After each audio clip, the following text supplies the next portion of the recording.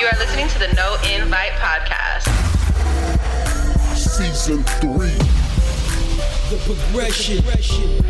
Follow us on Instagram at no_invite_podcast or look us up on YouTube at No Invite Podcast. The best kept secret. Bang, you know what it is. No Invite Podcast, episode 85, season 3, The Progression.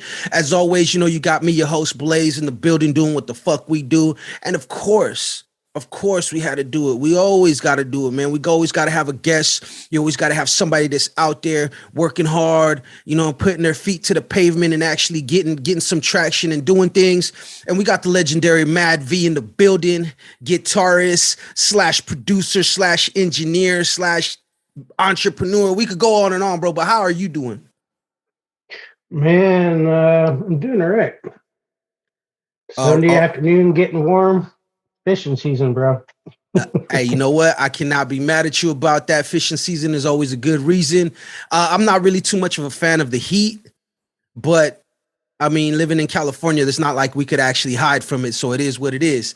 Yeah. You know, how just so that people know, and I kind of already said it in the intro, but I want them to know what kind of hats you wear, you know, the many hats of you that you wear. So what is it that you do besides being an artist? Because I think that's kind of like first, you know what I mean? You're artist first, but what else is it that you do besides your artistry? Like hobbies or as far as music? I would say let's keep it more. I mean, hobbies are always good too, but let's just keep it more to like your the music and music related things and what you do. Lately I've been getting into consulting. People invite me to their studios and have me check out what they're doing because they want the sound that I have instead of the regular old sax sound that everybody seems to have and can't get away from. I do videography, do photography, graphic arts, guitar production, producing, engineering, pretty much everything that's got to do with music, management. Sometimes seems like I'm doing a lot of management work because a lot of these artists don't know what they're doing, and you pretty much got to play daddy to them because they're starting out, or they've been doing music a while, but they don't know their royalties. They don't know any of that type of stuff. They don't know the business side that they don't glamorize, basically. Yeah. Most definitely. And that's dope, man. Consultation is where it's at, bro.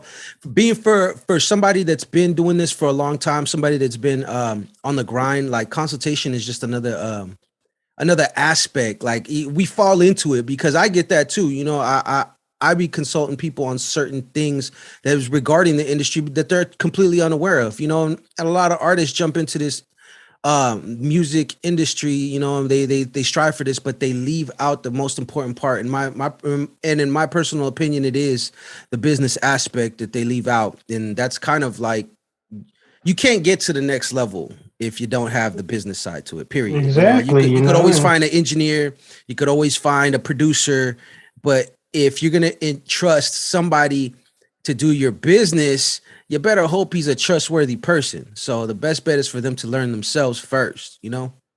Exactly. You know, and I personally feel it's not my responsibility to be telling all these artists, go get BMI, go get ASCAT, register your stuff. You know, if you want to do a $10 hook and it's being played all over the hood, why not register it and get your streams, you know? Exactly. And they get mad about it. And I'm like, dude, you're the artist. You should be on top of this crap. I register my work. Every single thing I do, I register it. Yeah. No, dealing with artists, and I could totally relate to that. Dealing with artists, a lot of times when you pull the covers back, they don't like that shit. And it's not because you're trying to be an asshole. You're not trying to be a dick and point it out or be like, thumb your nose at them. Like, you know what I mean? Like, oh, I know this or I know that. You're trying to help them. And it makes it almost like you don't want to do it. Like you said, it's not your job, obviously, but it also makes you like you don't want to do it when they act like that. It's like, dude, I'm trying to help you out. I'm doing you a favor. Exactly. In the long run. But you know, Some people know, some people don't know. It's I'm sure you'll agree it's a blessing when you step into the studio with an artist that already knows what they're doing, has their business in Yeah. order, Yeah. allows you to be the producer, allows you to be the engineer. They know their sound, so they could kind of, tell you like, hey, put a little bit more of compression on this, or I like this, plug in on my vocals, or whatever the case is. But a lot of times if they come to you as an artist already established, they kind of trust your sound already because they're just not going to anybody. So they know that you're going to do the right shit. I find that most people come to me by word of mouth. They've heard it from their homie or someone else here. Mm-hmm. They've looked it up. They've listened to it. They like the other person's sound, and a lot of times people tell me, oh, well, my friend records here. So, I wanted to check it out and I like the sound. That's dope. That's real talk. And as an artist, that's how we learn a lot of things: word of mouth, Instagram, YouTube, a fellow artist. You know what I mean? Or put me on to who did that beat, who made that beat for you, or put me on to where you record at and things like that. So that's pretty dope. That's, to be honest with you, that's how I learned about you. I heard from you from my friend Chin Chin. He was fucking with you. He had done some music with you. I liked what you did. I was like, okay, I for sure got to tap in. I gotta reach out to this dude and get some work in. And I believe that was like almost 2-3 years ago now. So we've been in contacts ever since then, which is, building relationships and shit. How long have you been playing the guitar for first? Oh shit. 90, 91, 92. All right. So you've been playing guitar longer than a lot of these artists been alive, and longer than my kid's been alive. Because I have a kid that was born in, in the 21st century. So yeah. Yeah. What put you onto it? What made you want to pick up the guitar and be like, you know what, I want to do this? My dad played congas and timbales with a lot of famous Latin rock, Latin bands that have been, nationally world known bands, and traveling the world with him and being his personal roadie and setting his stuff up and going on stage and playing the guy's guitar and doing this, I was kind of raced around it. And to go on stage in front of 20,000 people and play a guitar solo or play the cowbell right alongside my dad, it's just that ultimate high. Yeah. I mean, I could only imagine. I wanted to do it, That's epic, to be honest with you. That's super awesome. Like, to be introduced to music in that style, in that fashion. It's obviously in your blood, you know what I mean? There's one story that back in 93, 94, I was in high school, and we flew out to Phoenix to do the Cinco de Mayo, and they blocked off the whole downtown. You go on stage and, a mile down the road, you just see nothing but a crowd. Everybody's there for the whole shebang.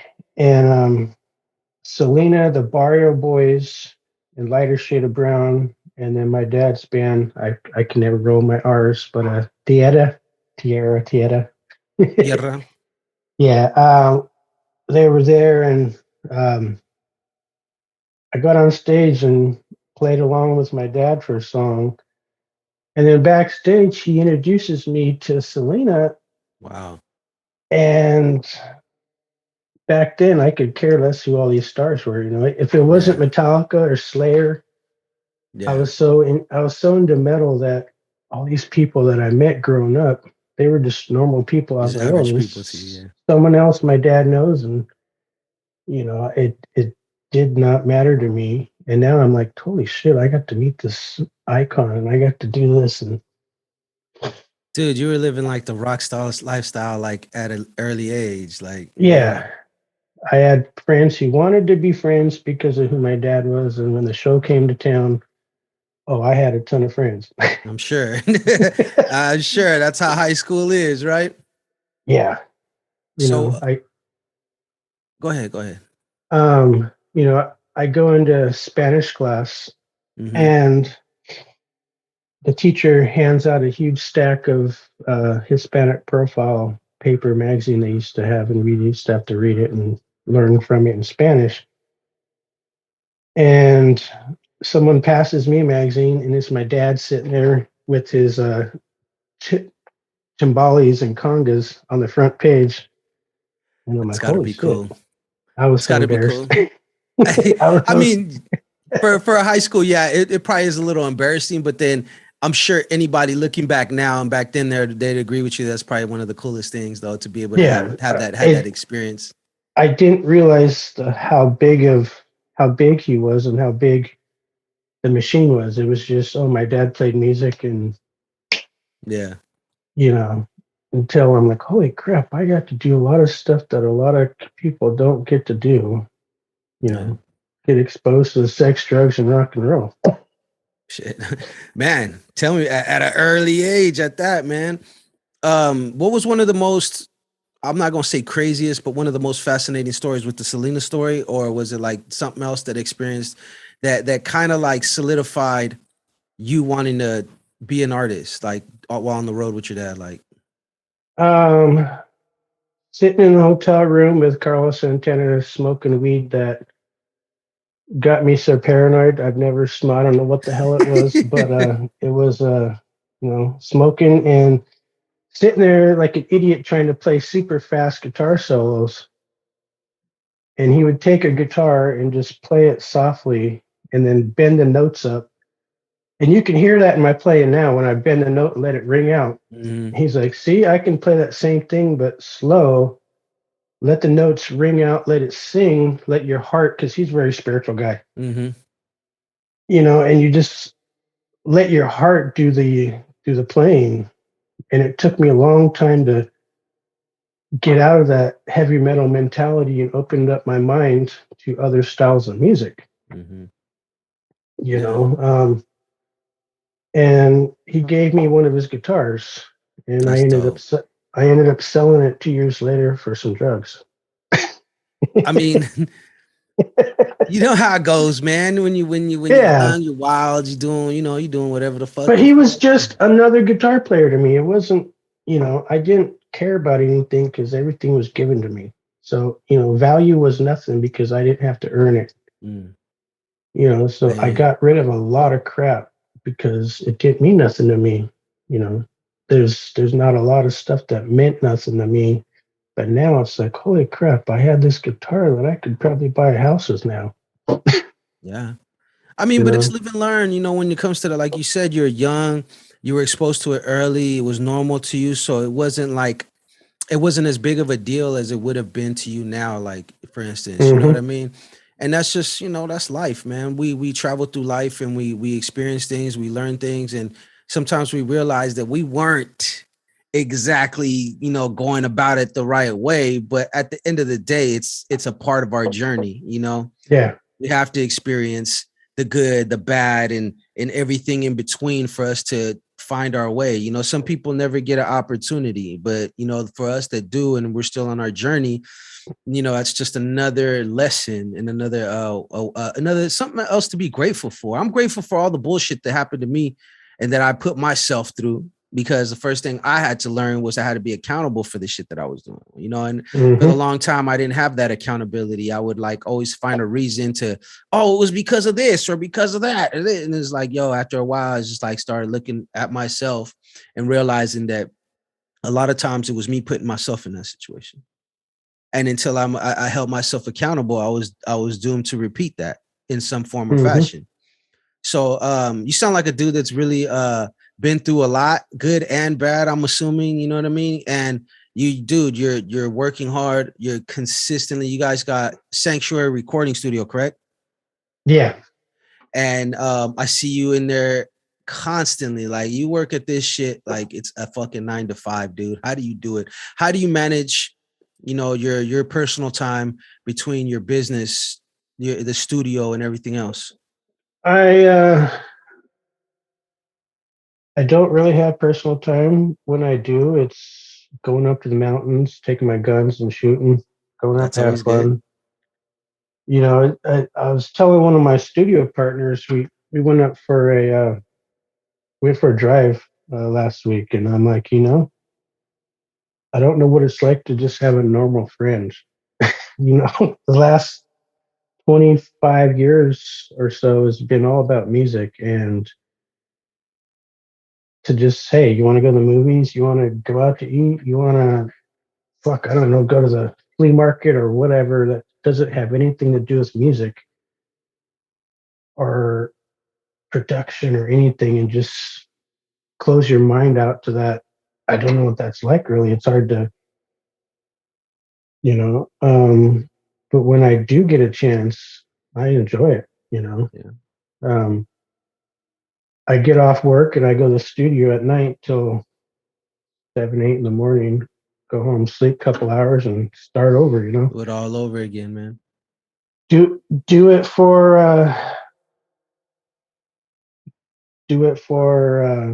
the artists, because I know a lot of musicians are night owls. For instance, Chin, I get a phone call at 3 in the morning. Hey, you at the studio? Yeah, come on by. Most artists, more like 99% of the artists are fucking night owls. Yeah. Yeah. So I'm like, what? I'm open 24 hours, but 90% of the time they come through after 10, 11 at night. And that's, psychologists say that, your creativity is at nighttime. Mm-hmm. And that's true. I believe that. Wholeheartedly, I believe that. I decided this time around when I started up the new studio, because we found a new spot. I thought of Sanctuary, the Sanctuary. I saw something on TV about the Sanctuary, and I was like, that's a great idea. And I wanted to create a place where anybody from South Sac, all these bad neighborhoods, they come to a place where it's quiet, the environment's cool, there's no cops and ambulances and gunshots all over the place. There's no gang fights. You don't have to worry about all that crap. And a lot of artists will be like, I like coming out way up here because I'm up by Roseville in Carmichael. They're like, I'll take that 35-minute drive because it feels like home. It's a safe, comfortable zone. Yeah. And, like I tell all the artists, I don't care if you're in the north side, the west side, the whatever, gang you're in, when you step in that door, everything's neutral. I don't care who you are, if you're the biggest gangster or you're whatever. If someone else and he's your rival, you will respect the studio and do what you need to do, go outside, shoot each other up. But in here, in here, it's all about music. It's all about love and vibes. Yeah.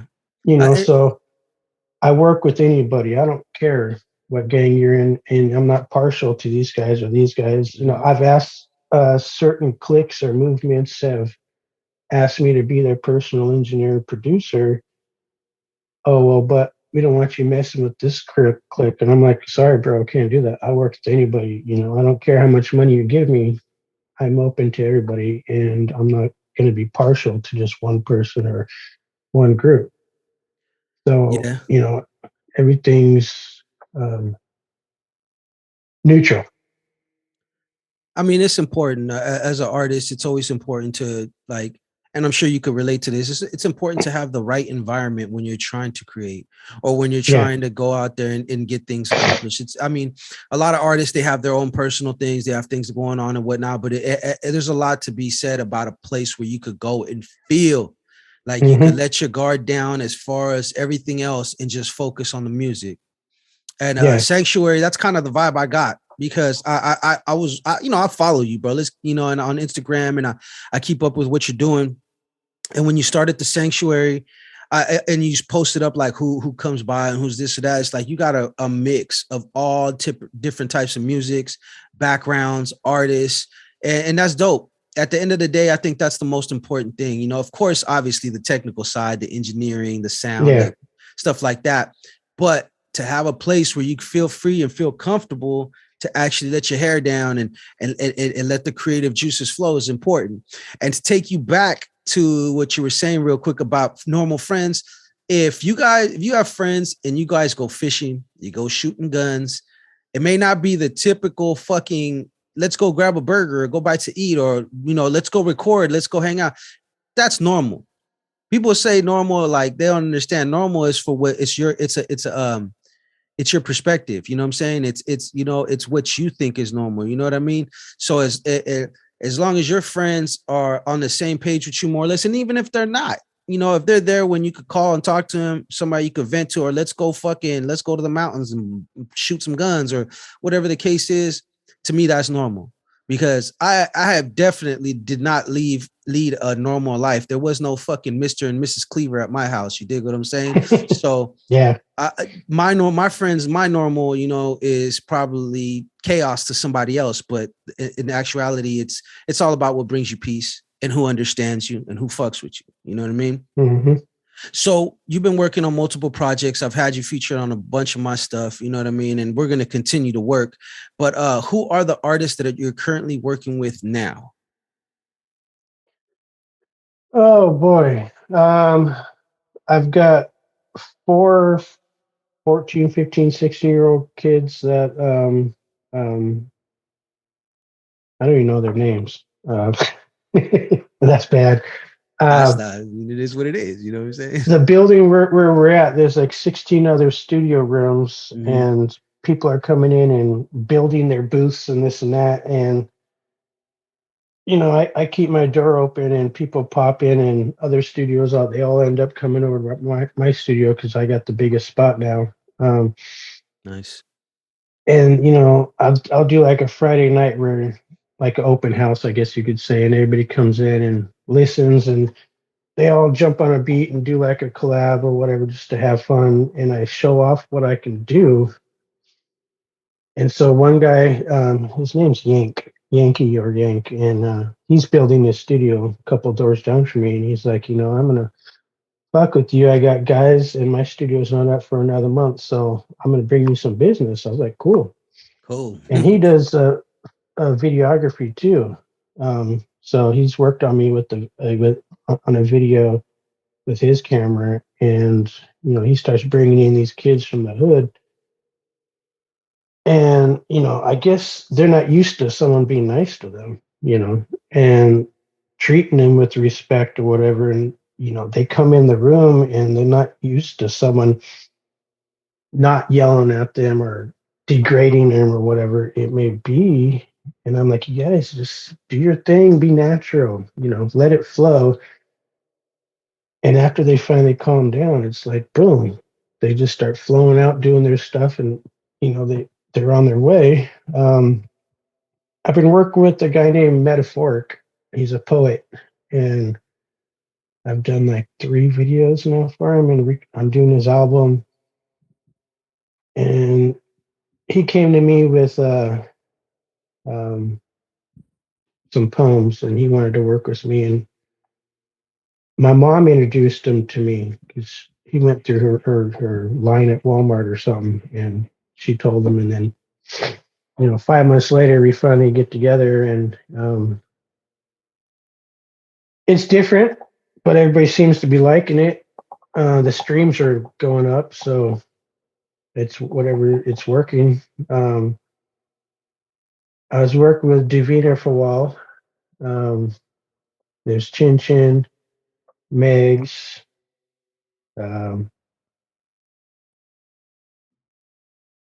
There was Cold Piece for a while.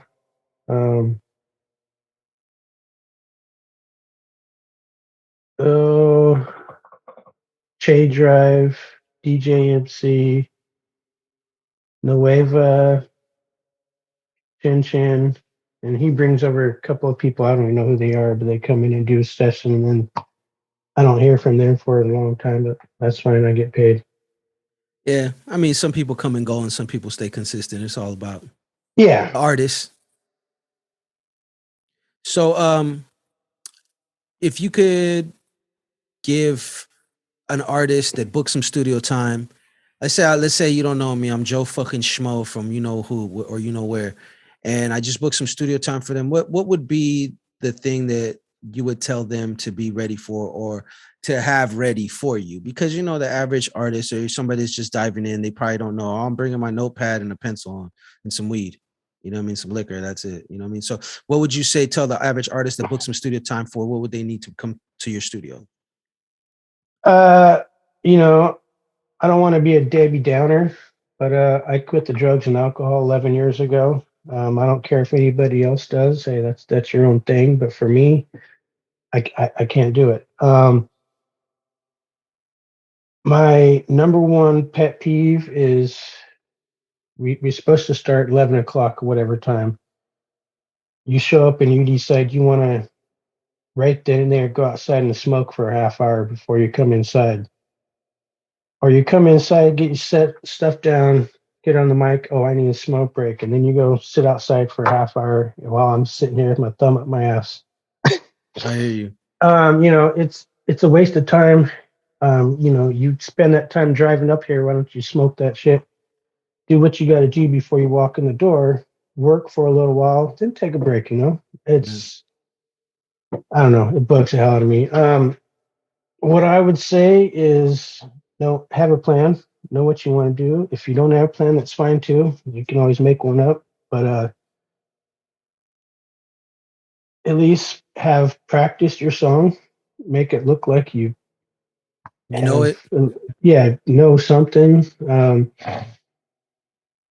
You're paying for your time, so if it takes you 2 hours to go through one verse and you don't get it done in time, then that's not my fault, you know. Most definitely. I work fast. I can mix as we're going. Some people just like to track it out and then spend a whole 8 hours mixing when you can mix as you're going, you know. But that's just how I work. You know, do whatever makes you comfortable. You know, if you need, I've got 4 bottles of Cabernet sitting on my desk that, and I got some vodka and a little refrigerator full of beer and sodas and water.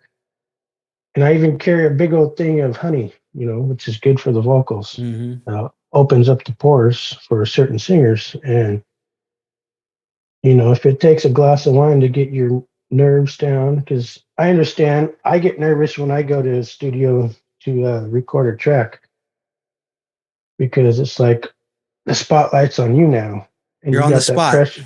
Yeah, you got that pressure. I'm working with another producer to do my rock music, which I don't really get time to do because I'm doing everybody else's stuff. So I'm more heavier critique on myself because I know if I screw up, the producer, you know, some people are really anal about screw ups and this and that, and I screw up all the time. You know, nobody's perfect, but at least practice. You know, do some people, you know, Diamond Des, she come through, boom, have no plan or no nothing. I'll show her the beat, but then 5 minutes, she's got a whole song written out. Hour later, the melody, the harmonies, and we just start going through because she's gifted like that. Other people come through, Mess all the time up. Yeah, you know, they sound like a dead cat being strangled down the street. And it's a lot of people have been lied to by their friends. Oh, you're such a beautiful voice. You can sing, but you can't hold the note. You can't, you know, practice. That's my big pet peeve is someone who's popular in the hood, or a pretty face. Everybody likes them, but they come through, they're out of key, they're flat. They come in with this big ego that, oh, I'm Mr. Miss Popular. Let me get on that beat. I really like it. And they're singing, and it's like, dude, you're flat. And they're all singing it and getting all into it, but they don't hear it. They can't hear that they're flat or they're out of key. They're tone deaf. But, you know, because they're Mr. or Miss Popular, you know, you can't take that out of their mind that, oh, well, I'm popular, so I'm like, listen to it, you know. And I try to tell that to artists all the time. Listen to what you're doing. Why release a track? You're out of key. You know, it's like me trying to play a guitar solo with playing jazz. I am not a jazz player. And if I try to play a solo, it's going to sound like shit. You know, if my guitar is out of tune and I'm on stage, the whole crowd's going to hear it, and They're gonna oh know. crap, yeah. And it's like, so why would you record a track with your levels all up and down, and you're whispering, you're not singing, you know? And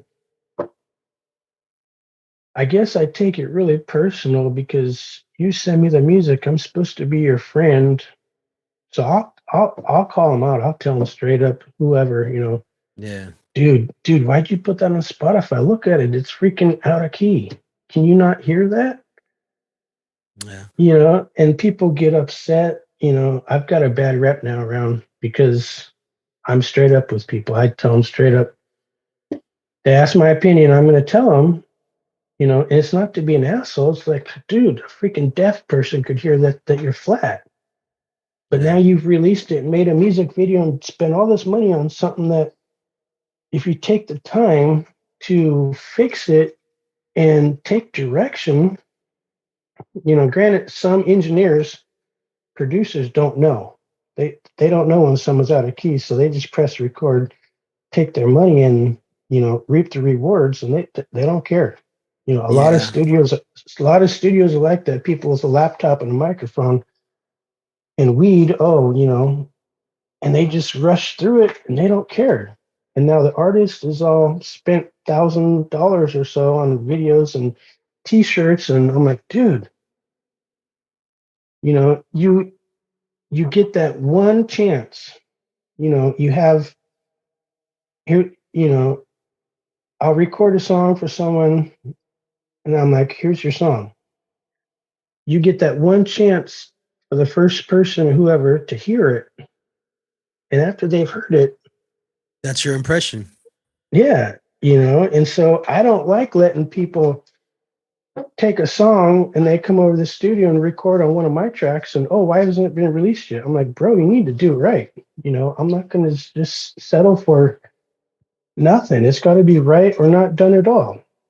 Yeah. You know, one of the artists I'm working with, they got signed to Pitbull's manager, and the manager hit me up, and you know, we want the artist and I decided to have you do the album, and you'll get your points and all this and that. And so I'm listening to my beat and their vocals. I'm like, no, you got to do it right. You know, if this guy is willing to sign you and do all this for you, it's got to be 100% on top of your game. Yeah. You know, and it's a like one of not a mentor, but someone I look up to is Gordon Ramsay. And Brutally honest. exactly. And if you watch his formula for cooking or whatever, take his formula and use it at the studio. That's what I've kind of done. You know, oh, this plate here has a little smudge on it. You ain't sending it out like that. You know, this piece of bread, oh, it got a cut. You no, it's not good enough. Make it right. Same thing with recording. You know, your voice is your moneymaker, your art, you Yeah. know, and some people are happy with just settling with crap. I'm sorry, but that's just, you know. Unfortunately, brother, we live in the era of people cannot be upfront anymore. People cannot take criticism no more. And it's kind of strange that we live in this era, because you would think that with all the exposure with social media and the internet and people, just anybody putting their stuff out there, that they would, you know, society at large would be more accepting of criticism, because you're putting it out there. Someone's always going to have a negative thing to say. Mm-hmm. Someone's always going to have a positive thing to say. You got people that'll gas you up, even if it's trash. But as an artist, you know, some people can't, you know, find that middle ground. So it's either I'm taking this shit offensively, or I'm believing all the bullshit that you're saying about me, and I'm believing the hype. It's very frustrating, and it's unfortunate, and it's good that you're like that, because at the end of the day, you are the kind of artist and engineer that an artist wants. You dig what I'm saying? Somebody that wants it perfect, someone that's going to work on it, someone that's going to go that extra mile. The fact that you want these artists to be ready when they get there, that speaks a lot about who you are. You're not just the type of dude that's just going to take their money. You're going to also sit there and try to give them the best possible product for their money. You know, and if that means you have to tell them like, hey, have your shit together when you get here, then that's what that means. Unfortunately, everybody is not as receptive to it nowadays, which is kind of ridiculous. But I mean, that's just the life that just the way things are right now. If you have something, a criticism about somebody's art, you're a hater now, or you're a fucking scumbag, or you don't know what you're talking about. But exactly, before you gave that criticism or that opinion on it, you know, you were the guy they were looking for. So unfortunately, that's just how we live nowadays. And I always tell myself, I was like, the real artists are the ones that's good, you know, cream rises to the top. So the real artists, the ones that are going to take the good and the bad, they're going to learn their lessons, they're going to grind, they're going to go work, they're going to keep writing, keep studying, learning their craft. Like I went to school and I took like the basic recording arts classes at a community college. I did that so that I could communicate well with my engineer. I didn't take it because I wanted to be an engineer. I was like, you know, maybe later on I'll dive deeper into it. I took it so that I could know what I want and I could translate that and actually communicate with somebody that knows what they're doing, somebody that's in the studio, someone that knows the hardware, the software, that knows sound, you know, and how it's supposed to go. So I did that personally for me to make sure that I am a better artist. So that when I tell you, hey, Madv, bro, I need you to do this, need to do that. You know what? Take a little bit of this out for me. Take out some of this, you know what I mean? Some of the ambience. I need you to add some reverb and take out some of this out. Take this out, take that out, or put this in, or what do you think? I know that I'm going to get a straight up answer from you. And if you don't like it, you're going to tell me. I'm not going to get fucking butthurt. I'm going to try to look at it from your perspective and try to get what you're saying. That way I could get the best possible product out, period. Because I'm a stickler for that too, man. And I'm not saying that I'm always perfect, but I definitely take the shit seriously. So yeah, you know, it's all a matter of opinion. And I always tell people, you know, this is just my opinion. If you're happy with what you have, hey, my opinion don't matter, but you asked me, so this is what I think could be done better, you know. Exactly. And Don't ask me to gas you up. Yeah, you know, like if you came to my studio, I would ask you straight up from the beginning, do you want a closed session or do you care if, you know, because 99% of the time people come through and knock on the door and come sit down and hang out and watch, and that's how you network. I always tell people studio's always open. You know, I may have a girl in there and 10 people come through and chill out and watch and give their opinion and kind of like consulting too, you know. They'll come to you, okay, this is cool, I like that, whatever, you know. And if you want a closed session, then hey, the door's closed, you wait till whatever time we're done, you know. It doesn't matter either way to me. But it's a good way for them to get other opinions and get another perspective, you know what I mean? And, you know, because when you make music, you obviously know that you're not going to please everybody, but you want to please somebody, you know what I mean? So you want to make sure that you get a chance to have somebody else take a listen to it before you put it out, or, you know, because you want to get that average person's perspective, or you want to get the perspective from another artist, you want to get a perspective from another engineer, and just somebody that might be like, okay, how do you see that? How do you see this? What do you see, or what do you hear when you listen to my music? So I think that's important. I like both, a combination depending on who and where we're at and who's coming in, because I don't want fucking Joe Schmo that don't know shit about his ass from his hat trying to tell me something about my music, to be honest with you. I'd rather take your opinion and another artist's opinion over that, because at the end of the day, it's like, you know, I make music and I make it for everyone, but I know that an artist will probably have a better perspective or a better opinion on what I could do to do better than the average person that doesn't know shit about recording or just barely got started. You know what I mean? Yeah. So, with that being said, brother, I want you to tell everyone how they could find you, how they could get a hold of you. How can they be down with Sanctuary Recordings? How can they book a session? So give them all your information so that they know how to get a hold of you.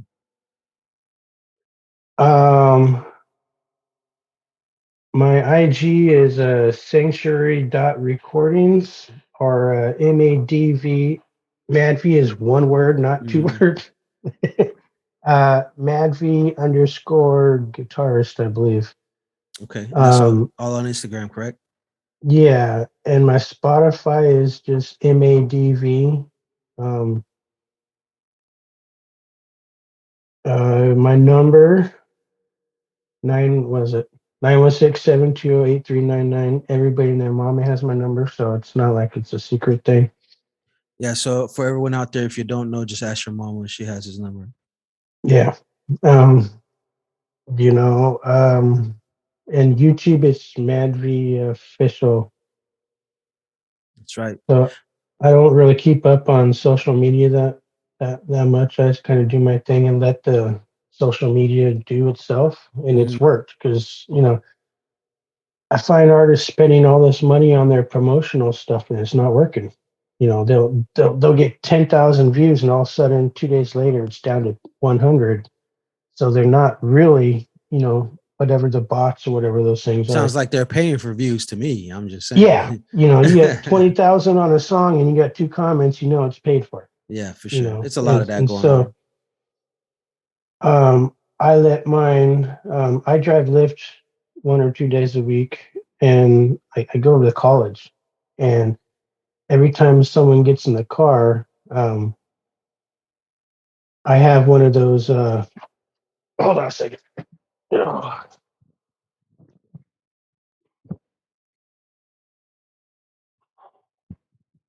Well, I'll hold you down until then.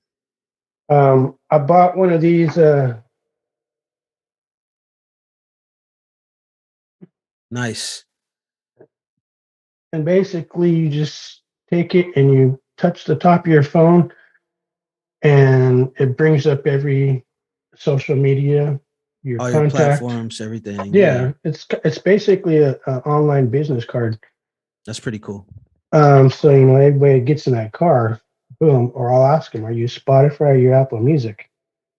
And since I've been doing that, they all the students go and tell all the other people, and it spreads around so much at that college that someone gets in the car, "Oh, you're Mad V," and all the Chinese girls get excited, and so I built a repertoire with all these people, and they start telling their friends, and then it just spreads faster than COVID. Yeah. You know, Sometimes you can't beat word of mouth, bro. No matter what, you can't beat word of mouth. Like internet and all that stuff is cool, but there's so much bullshit in the water that it's hard to find out what's real and what's not. But when you actually see somebody, they show you their music, they show you that they're working, you you hear make it. it personal. Yeah, you make it personal. It's a more personal experience. Social media is very impersonal too. You could make it a personal experience, but then that's a lot of energy that you have that requires for you to do that. And a lot of times people don't have that time to put into it like that, where they're every day, all day, everything. You know what I mean? It's just a lot. We all got lives and things to do. But that's cool, bro. I'm digging it, bro. I appreciate you for your time. Thank you. Do you have any like shout outs or last things that you want to say for the people out there before we head out? Um, I read this sign that I'm having a student paint on my wall. And it says recording God's way of saying you're not nearly as good as you think you are. I like It's that. I true. like. I like that, bro. And you know what, bro? I like working with humble artists. Be humble and understand that you're a work in progress, and then we could always get far with that. And with that being said, I appreciate you once again, Matt V, Sanctuary Recordings, the artist, the engineer, the producer. We could go on and on. Appreciate your time. Thank you for coming through. We've been Thank working and you. we've been doing stuff, and like always, my platform is your platform. Anytime that you have a new song, a new something that you want to promote or plug, put me and my podcast, No Invite Podcast, on your promotional stop. Let us help you in pushing what you got going on. Like I said, man, you're always welcome back on here anytime. With that being said, you can find us on Instagram at no_invite_podcast. You could go to all major podcasting platforms and you can find this audio to this episode. You just type in No Invite Podcast. You can find us on all your favorite sites. You could also, if you really want to support us out there, people, if you want to go to YouTube, subscribe to our YouTube channel. There you could find this episode in its entirety, whether it's the audio version or if you want to see our face, which some people do, they like to match the face to the name. You can find us on our YouTube channel. That's RiBirth Media Films, RiBirth Media Films with a Z. You can find us there, subscribe, slander us in the comments, whatever makes you feel good. Just run them numbers up for us.